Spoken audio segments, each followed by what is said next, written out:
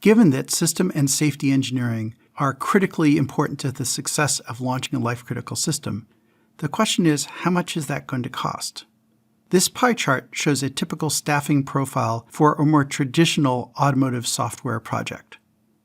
There may be significant variation from this pie chart depending on the exact approach used for an autonomous system, but nonetheless, it's a starting point to set expectations.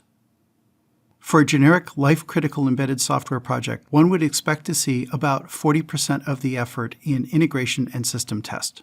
For an automated vehicle, this would include a lot of the simulation campaign effort and the road testing as well. About 20% of the effort would be in development testing. That includes peer review, unit test, automated build tests, and so on. About 25% of the effort would be in actual development, design, and implementation. For a machine learning-based system, this would include collecting the data and training models. About 2.5% of the entire effort would be for safety engineering, and about 7.5% of the effort would be for system engineering, with system and safety engineering aggregated to be about 10%, and sometimes the line between system and safety engineering moving around a little bit inside that 10%.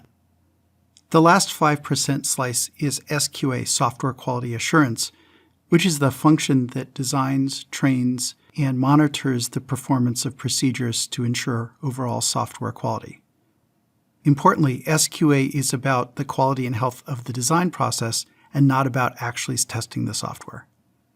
While it would be no surprise if the percentages move around potentially considerably from project to project, especially with machine learning-based system design, eventually the SQA, system engineering, and safety engineering functions have to maintain about that percentage for the teams to be successful. We interviewed a number of very experienced people, and uniformly they said that if system, safety, and SQA get squeezed, the resultant product quality simply is not there.